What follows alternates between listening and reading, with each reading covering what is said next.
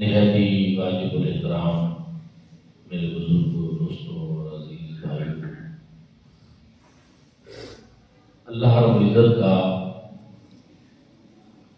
لاکھ لاکھ شکر ہے اور اس کا فضل و کرم اور احسان ہے کہ اس نے ہمیں اس فانی زندگی میں ایک مرتبہ پھر رمضان المبارک جیسا رحمتوں اور برکتوں والا مہینہ عطا فرمایا۔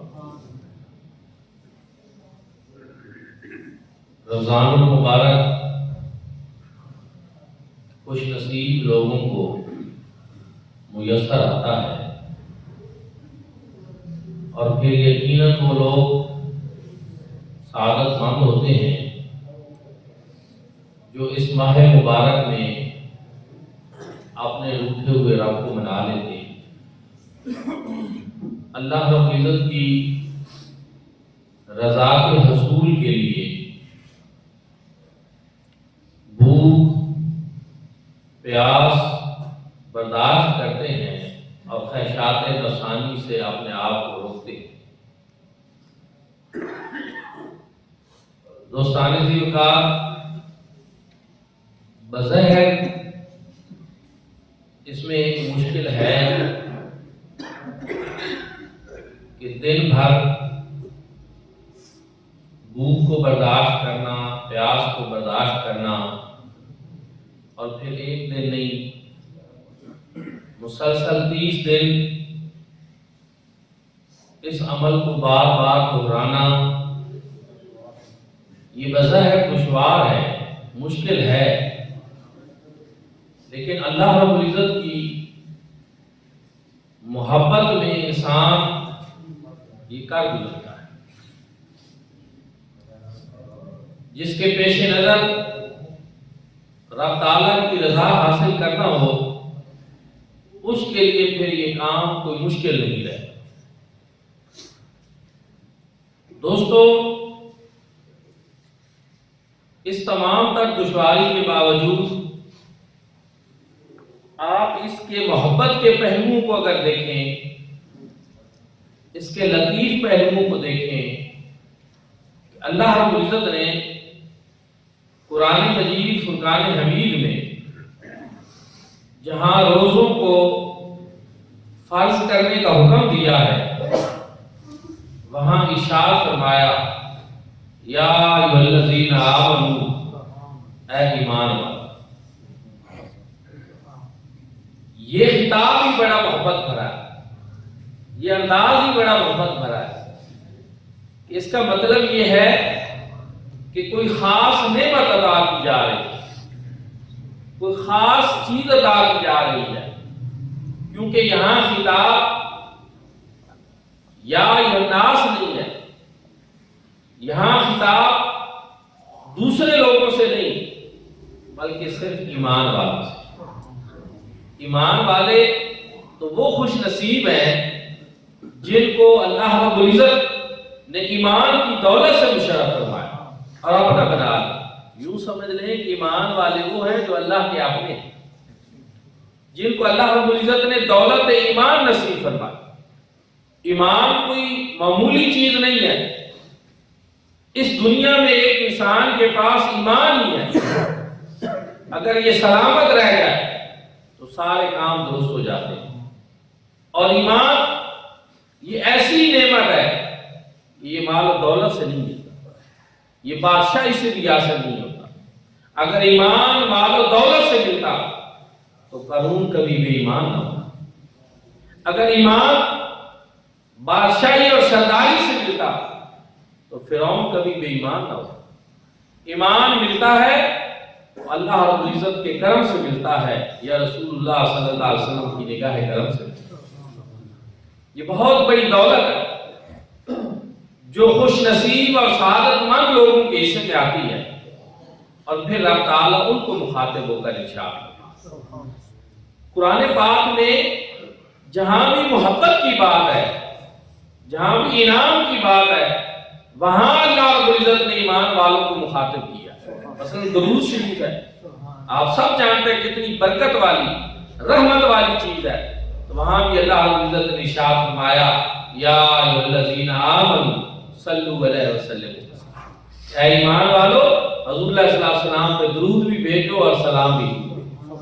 ایمان والوں کو خطاب کیا، تو روزے کی باری آئی تو یہاں بھی اللہ رب العزت نے ایمان والوں کو مخاطب فرمایا کہ اے ایمان والو یا ایھا الذین آمنوا، کہ صاحب ایمان ہو چکے ہو تم، اور روزہ چونکہ ارکان اسلام میں سے، روزہ ارکان اسلام میں سے ایک اہم ترین رکن ہے، تو اس لیے مخاطب فرمایا اے ایمان والو کتب علیکم الصیام، تمہارے اوپر روزے فرض کما کتب علی الذین من قبلکم، جیسا کہ تم سے پہلی لوگوں پر بھی، پہلی امتوں پر بھی فرض کیے گئے، لعلکم تتقون، تاکہ تم تقوی کی دولت سے مالا مال ہو۔ روزہ ایک نعمت ہے، اس کے ظاہری پہلو بھی ہیں، اس کے ظاہری فوائد بھی ہیں، اس کے باطنی فوائد بھی ہیں، اس کے جسمانی فوائد بھی ہیں، اس کے روحانی فوائد بھی ہیں، اس پر اجر و ثواب بھی ہے، اس میں رب کی رضا بھی ہے، حضور نبی کریم صلی اللہ علیہ وآلہ وسلم کی اتباع بھی ہے، اولیاء امت کے معمولات میں سے ہے۔ اس لیے یہ انسان کی بڑی خوش نصیبی ہے کہ انسان کو اللہ رب العزت رمضان المبارک نصیب فرمائے، اور پھر رمضان المبارک کے اندر روزہ رکھنے کی سعادت ہوئی نصیب۔ رمضان المبارک یہ ایسا رحمتوں اور برکتوں والا مہینہ ہے۔ حضور سیدنا غوث الاعظم عبد القادر جیلانی قدس سر العزیز ارشاد فرماتے ہیں کہ رمضان کے دو معنی ہیں، ایک رامضا یرمزو کہتے ہیں موٹی قطروں والی بارش کو، کہ موٹے قطروں والی بارش جب ہو تو اس کو رمضان کہتے ہیں، اور اس سے پھر مطلب یہ ہوا کہ رمضان المبارک جب آتا ہے تو اللہ تعالیٰ کی رحمتوں کی برسات ہوتی ہے۔ جس طرح موٹے قطروں والی بارش آتی ہے تو تھوڑی دیر میں ہر طرف جل تھل ہو جاتی ہے، اور رب تعالیٰ کی رحمت کا می جو ہے وہ چھم چھم کر برستا ہے۔ فرمایا رمضان المبارک میں بھی رب تعالیٰ کی رحمتیں اسی طرح آتی ہیں۔ دوسرا اس کا معنی رمضا یرمزو، رمضان میں اس کا ایک مطلب جلا دینا بھی ہوتا ہے، اور اس کو اس لیے رمضان کہا جاتا ہے کہ جب یہ آتا ہے تو اس سے مومنوں کے گناہ جو ہیں وہ جل کر خاک ہوتے ہیں، جل جاتے ہیں اور ختم ہو جاتے ہیں، یہ گناہوں کو مٹا دیتا ہے، جلا دیتا ہے، اس لیے بھی اس کو رمضان المبارک کہتے ہیں۔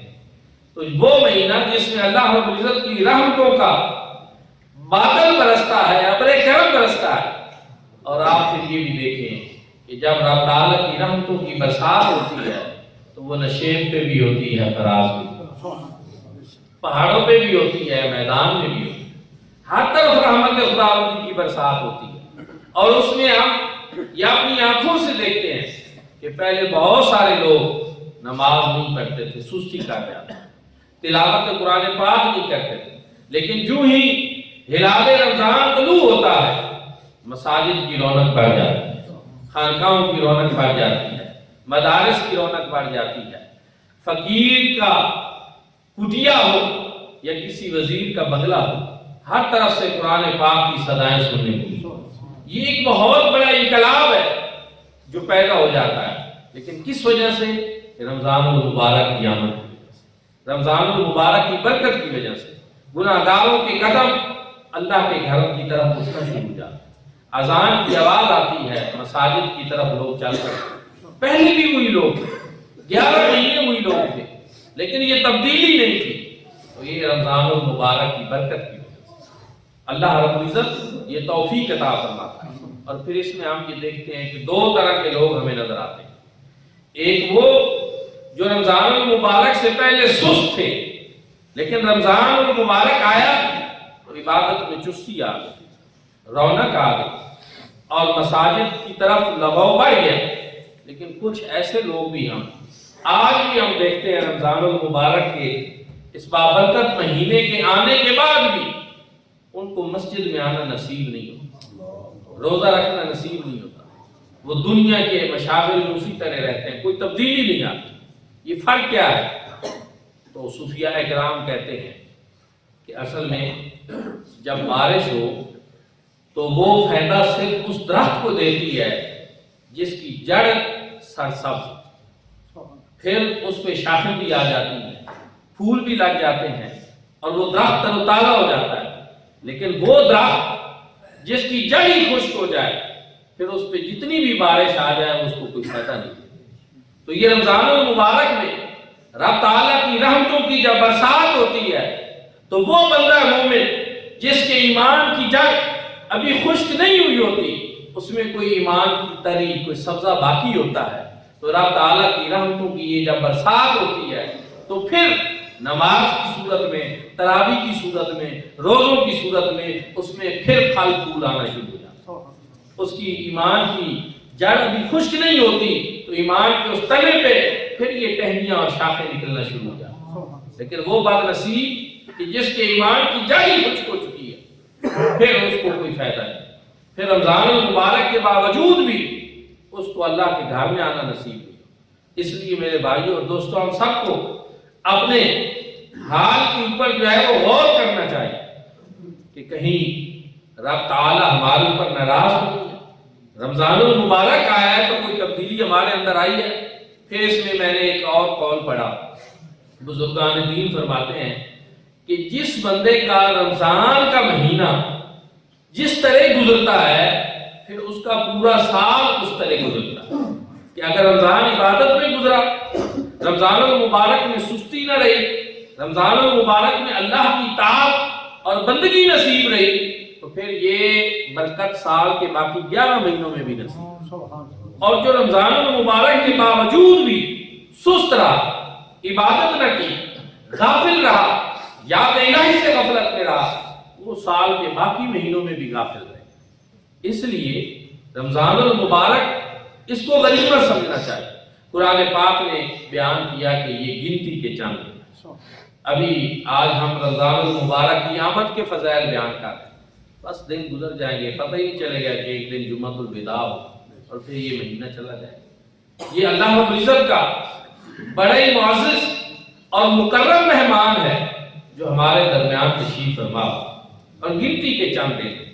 اور پھر میں تو خود بڑا حیران ہوتا ہوں، یہاں وادی سون میں میرے لیے یہ بات بڑی حیرت انگیز ہے کہ اگر وادی سون میں رمضان المبارک نصیب ہو اور اس طرح کے دن ہو، نہ بھوک کا پتہ چلتا ہے نہ پیاس کا پتہ، رحمتوں کی برسات ہو رہی، اور پھر بھی انسان اگر غافل رہے تو یہ بڑی محرومی اور بدبختی والی بات ہے۔ یہاں اللہ رب العزت کا کتنا کرم ہے کہ یہاں یہ نہیں ہے کہ اگر ایسا موسم نصیب ہوا ہے تو ہمارے روزے کے اجر میں کوئی کمی کر دی جائے گی، نہیں، روزے کا اجر و ثواب پورا ہو۔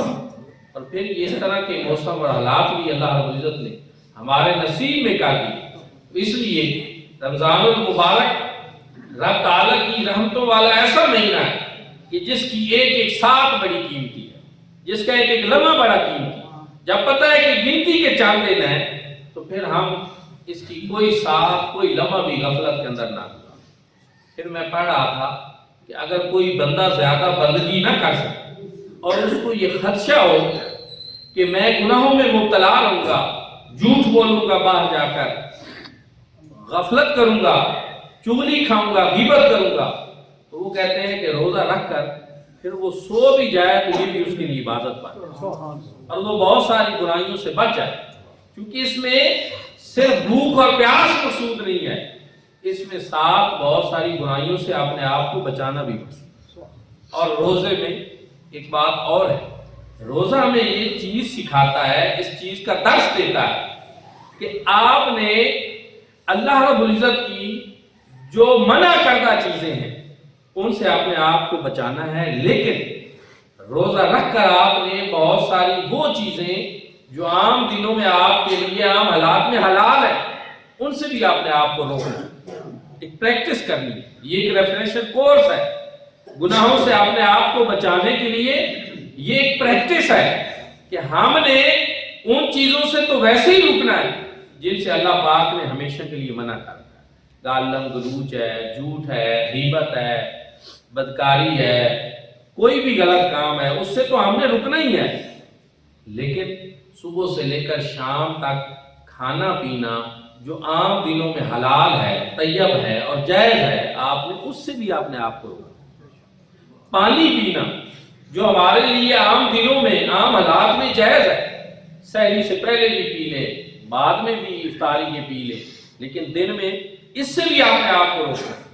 اسی طرح اپنی بیویوں کے پاس جانا، شادی شدہ نکاح یافتہ مرد کے لیے یہ جائز اور شرعی امر ہے، لیکن رمضان المبارک میں دن بھر اپنے آپ کو اس سے بھی ہم نے روکنا ہے۔ تو یہ پریکٹس کرائی جا رہی ہے حلال چیزوں سے بھی روک کر، کہ اس میں اصل مقصود کیا ہے؟ اس میں اصل مقصود یہ ہے کہ جب اللہ پاک فرمائے نا کہ رک جاؤ، تو پھر ہم رک جائیں۔ وہ حلال کام ہے، کھانا کھانا ہے، پانی پینا، اس سے بھی روک رہا ہے تو ہم رک جائیں۔ اس میں اطاعت خداوندی کی ایک پریکٹس کروائی جا رہی ہے، اس میں درس دیا جا رہا ہے کہ بندہ مومن اپنی مرضی سے زندگی نہیں گزارتا، وہ اپنے خالق اور مالک کے احکامات کے تابع ہے۔ جب اس کا رب کہتا ہے کہ آپ کھاؤ تو وہ کھاتا ہے، جب وہ کہتا ہے رک جاؤ تو وہ رک جاتا ہے۔ یہ حضور نبی کریم صلی اللہ علیہ وسلم کی اتباع کی بھی بہترین مثال ہے۔ حضور نبی کریم صلی اللہ علیہ وآلہ وسلم بھی سحری فرمایا کرتے تھے، فرمایا سحری کرو کہ اس میں برکت ہے۔ ہم بھی سحری کرتے ہیں۔ پھر رسول اللہ صلی اللہ علیہ وسلم نے روزہ رکھا، ہم بھی روزہ رکھتے ہیں۔ اس میں حضور نبی کریم صلی اللہ علیہ وسلم کی اتباع بھی ہے، رب تعالیٰ کی رضا بھی ہے۔ اور ایک بزرگ نے اپنے ایک مرید سے پوچھا کہ تجھے اللہ رب العزت کی رضا کا کیسے پتہ چلتا ہے؟ اس نے کہا مجھے اللہ رب العزت کی رضا کا پتہ اپنے دل سے چلتا ہے، کہ جب میرا دل اپنے رب پہ راضی ہو جاتا ہے تو میں سمجھ آتا ہوں کہ اب میرا رب بھی مجھ پہ راضی ہے۔ آج ہم اپنے دل کی کیفیات کو دیکھیں۔ رمضان المبارک میں اس کی بہترین پریکٹس ہوتی ہے کہ عام دنوں میں ہمیں چند منٹ کی بھوک برداشت کرنا مشکل ہو جاتا ہے۔ اگر کھانا تھوڑا سا لیٹ ہو جائے تو ہم کوس رہے ہوتے ہیں، گھر والوں کو کہہ رہے ہوتے ہیں کہ کھانا لیٹ کر دیا، دیر کر دی، لیکن یہاں کیا ہے؟ پورا دن صبر کا مظاہرہ کرتے ہیں۔ اور اس میں ایک بات اور بھی ہے کہ وہ نعمتیں جو انسان کو لگاتار ملتی رہے، انسان ان کی قدر کھو دے، انسان کو ان کی اہمیت انسان کے اوپر ختم ہو جاتی ہے کہ بار بار مل رہی ہیں، روٹین کی بات بن جاتی ہے۔ لیکن یہ پریکٹس کروا کر دن بھر انسان کو کھانے اور پینے سے روک کر پھر انسان کو پتہ چلتا ہے کہ اللہ رب العزت کی کتنی نعمتیں ہم کو میسر ہیں، کس طرح ہم کھاتے پیتے رہتے ہیں، کس طرح اس کے انعامات ہمارے اوپر جاری و ساری رہتے ہیں۔ اور پھر اس میں ساتھ ساتھ اس مہینے کو شہر المواسات کہا، یہ ہمدردی کا مہینہ ہے، یہ ایثار کا مہینہ ہے۔ اور وہ اس طرح کہ جب وہ انسان کہ جس کو پورا سال ہر طرح کی نعمتیں میسر رہتی ہیں، اس کو اندازہ نہیں ہوتا ان لوگوں کا کہ جو نان شبینہ کو ترس رہے ہوتے، جو 2 وقت کی روٹی کو ترس رہے ہوتے، جو بھوک میں ہوتے ہیں، جو فاقوں میں ہوتے ہیں، کہ ان پہ کیا گزرتی ہے، وہ کس طرح زندگی گزارتے ہیں، ان کا احساس نہیں ہوتا۔ اور رمضان المبارک کا یہ روزہ رکھ کر مالدار لوگوں کو بھی یہ احساس دلایا جائے کہ اپنے دل میں وہ بھی یہ احساس پیدا کریں کہ کس طرح دن بھر بھوکے اور پیاسا رہنا کتنا مشکل کام ہے، اور کتنے ہمارے ارد گرد ایسے لوگ ہیں جو اس دنیا میں روزانہ اس کیفیت سے گزر رہے ہیں۔ تو ان کا خیال رکھنا، ان کی طرف متوجہ ہونا، یہ رمضان المبارک کے روزے کا ایک مقصد ہے۔ اور یہ چیز ہمیں اس چیز کا درس دیتی ہے۔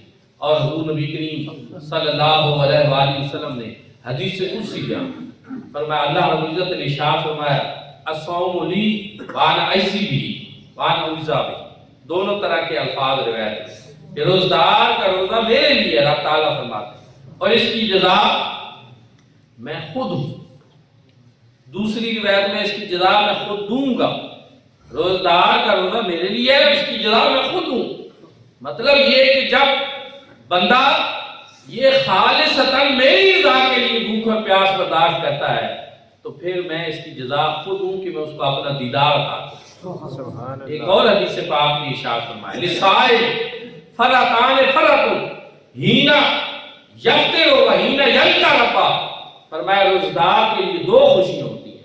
ایک تو وہ کہ جب وہ روزانہ افطار کرتا ہے تو اس وقت اس کو ایک خوشی نصیب ہوتی ہے، اور دوسرا یہ کہ قیامت کے دن روزے دار کو میں اپنا دیدار عطا کروں۔ जन्नत में बड़ी नेमतें होंगी, हूरें हैं, गिलमान हैं, तरह तरह के खाने हैं, हर ख्वाहिश वहाँ इंसान की पूरी कर दी जाएगी। लेकिन आप मुझे बताएं कि दुनिया की वो तमाम लज़्ज़ात और नेमतें क्या रब ताला के दीदार का मुकाबला कर सकती हैं? अल्लाह रब्बुल इज़्ज़त के दीदार से बढ़कर वहाँ और कोई नेमत नहीं होनी। तो ये उस खुश नसीब को अल्लाह रब्बुल इज़्ज़त का दीदार नसीब होगा कि जिसने रब की रज़ा के लिए अपने आप को भूखा और प्यासा रखा। फरमाया रोज़दार का रोज़ा मेरे लिए और इसकी जज़ा मैं खुद, और फरमाया इसकी जज़ा मैं खुद दूंगा। नमाजों की जज़ा फरिश्तों से दिलवाई जाए, हज की जज़ा फरिश्तों से दिलवाई जाए, ज़कात की जज़ा फरिश्तों से दिलवाई जाए, लेकिन रोज़दार के रोज़े की जज़ा फरमाया मैं खुद दूंगा। क्यों? कि फरिश्ते पाबंद हैं कि जब वो जज़ा देना चाहते हैं तो वो पैमानों से देते हैं, जो अल्लाह रब्बुल इज़्ज़त ने मुकर्रर की है उससे थोड़ा भी और ज्यादा भी कमी बेशी नहीं कर सकते। लेकिन फरमाया रोज़दार का रोज़ा मेरे लिए, इसकी जज़ा मैं खुद दूंगा, क्योंकि जब मैं देता हूं तो मैं पैमानों से नहीं देता, मैं बहानों से देता हूं। मेरे बंदे ने मेरे लिए भूख और प्यास बर्दाश्त किया, मेरे ऊपर है कि मैं इसका अजर कितना बढ़ाता हूं, इसको कितनी जज़ा देता हूं। और इसमें एक बात और भी है कि दीगर इबादतें जितनी हैं, नमाज है, ज़कात है, हज है, तो उसमें रिया का एक पहलू है कि आप नमाज़ें पढ़ रहे हैं, दिल में ख्याल आ सकता है कि मैं नमाज पढ़ रहा हूँ, लोग मुझे नमाजी कहें, मैं हज कर रहा हूँ, लोग मुझे हाजी साहब कहें, मैं ज़कात देता हूँ, लोग मुझे सखी कहें। लेकिन दिन भर भूख और प्यास ये रियाकारी के लिए बर्दाश्त नहीं होती। ये खालिसतन बंदे और अल्लाह का मामला, किसी के चेहरे से पता ही नहीं चलता कि इसने रोजा रखा है या नहीं रखा, दिल का ये मामला है।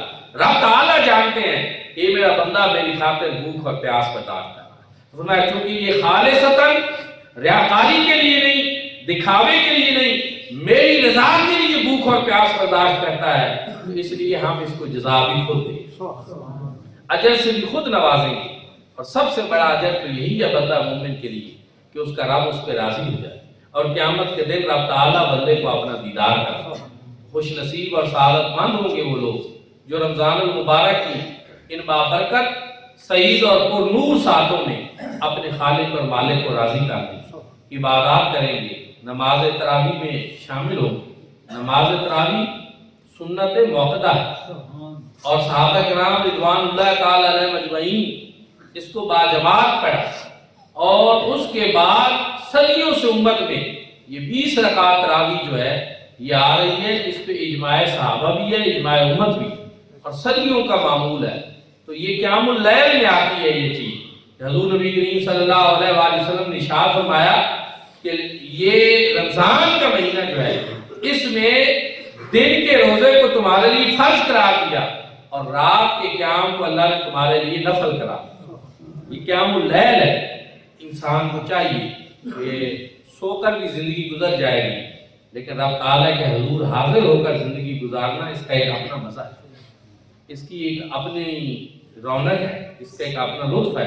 तो हम सबको चाहिए कि ये रमज़ानुल मुबारक पता नहीं आइंदा हमें नसीब हो या ना हो, इसको जिंदगी का आखिरी रमजान समझकर ज्यादा से ज्यादा इबादत करें, अपने रब को राजी कर लें। दुआ है कि अल्लाह करीम हम सबको एहतराम रमज़ान नसीब फरमाए, रमज़ानुल मुबारक की इबादत की नसीब फरमाए। आखिर दावाना